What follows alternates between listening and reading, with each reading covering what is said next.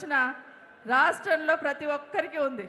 మన దగ్గర కూడా ఒకప్పుడు మీరు మాకు దొరకకపోతుంది, ఏడికి పోయిందంటే రిజిస్ట్రేషన్కి పోయినా మాకు ఇప్పుడే అంటుంది. ఇప్పుడు ఏం చేస్తున్నాం, ఏదైనా రిజిస్ట్రేషన్ ఆఫీస్ దగ్గరికి పోతే 10 మంది కూడా ఉండలేరు. ఒకప్పుడు రియల్ ఎస్టేట్ ఎట్లా నడిచేది మన దగ్గర, ఏ విధంగా పెట్టుబడులు వచ్చాయని మనందరికీ తెలుసు. కేసీఆర్ గారు మనందరికీ తెలుసు, తెలంగాణ రాష్ట్రాన్ని ఒక తల్లి పాత్ర పోషించి రాష్ట్రాన్ని ఏ విధంగా కూర్పు చేస్తున్నారు అనేది మనందరికీ తెలుసు. ఒక్కొక్క రంగాన్ని ఎంచుకొని బాగా చేస్తున్నాడు.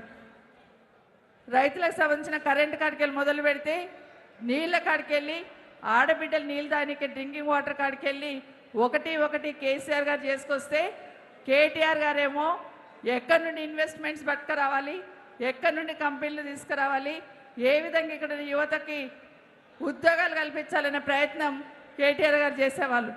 మనందరికీ తెలుసు, ఆ రోజు మన ప్రభుత్వం ఉన్న 10 ఏళ్లలో ఒక్క రంగారెడ్డి జిల్లాలోనే టీఎస్ ఐపాస్ ద్వారా మిగతా వాటి ద్వారా కంపెనీలు ఎన్ని వచ్చినాయంటే 1700 పైచిలకు కంపెనీలు ఒక రంగారెడ్డి జిల్లాలో వచ్చినాయి. రాష్ట్ర వ్యాప్తంగా చూస్తే 24,800 కంపెనీలు ఇన్వెస్ట్మెంట్ పెట్టున్నారు. నిజంగా ఒక్కసారి ఆలోచిస్తూ ఉంటే ఆ రోజు ఒక 24 లక్షల మంది పిల్లలకు ఉద్యోగాలు వచ్చినాయి, 4 లక్షల కోట్ల పెట్టుబడులు వచ్చినాయి. కానీ ఈరోజు ఏం జరుగుతుంది, మన ముఖ్యమంత్రి గారు మన దగ్గరనే కందుకూరులో గ్లోబల్ సమ్మిట్ అని పెట్టాడు. పెద్ద పెద్ద కంపెనీలు వస్తాయి, జాతరలాగా ఒక 3 రోజులు నడిపించున్నాడు. ఒక్క కంపెనీని తీసుకొచ్చిండా? ఒక్క కంపెనీ ₹1 ఇన్వెస్ట్మెంట్ వచ్చిందంటే లేదు. కానీ పేరుకి ఏం చెప్పుకొని తిరుగుతున్నాడు, ఫ్యూచర్ సిటీ అంటున్నాడు. ఏముంది ఫ్యూచర్ సిటీలో? 4 గోడలు కట్టిండ్రు, ఏమన్నా ఉందా అంటే పేరు మార్చిండ్రు.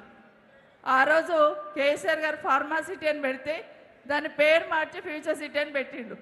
పోనీ భూములు ఏమన్నా తీసుకున్నంటే బయటనే 30,000 ఎకరాలు అంటున్నాడు. కేసీఆర్ గారు తీసుకున్న 14,000 ఎకరాలలోనే తిప్పుకుంటూ ఆనే పేరు మార్చి ఈరోజు ఫ్యూచర్ సిటీ అని మాట్లాడుతూ ఉన్నాడు.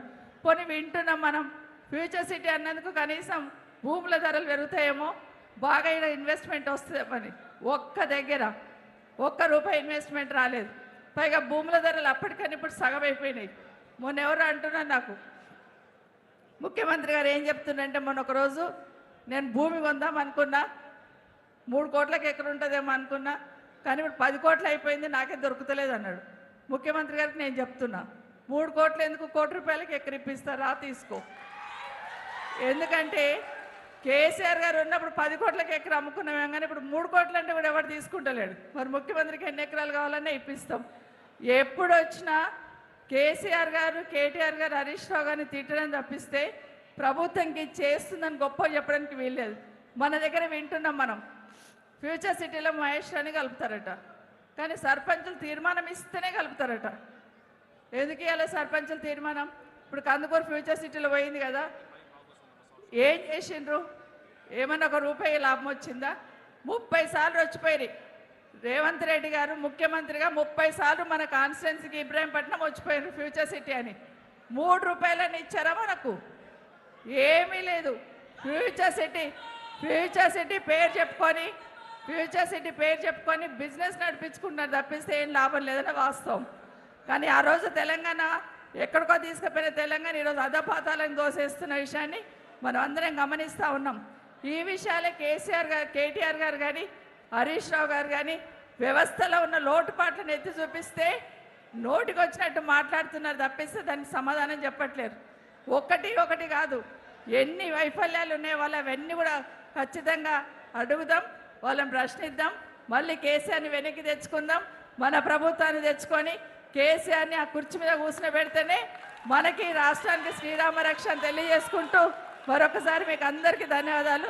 గౌరవనీయులు పెద్దలు వాణీదేవి గారు మాట్లాడాల్సిందిగా కోరుతా ఉన్నా. ఒక నిమిషం.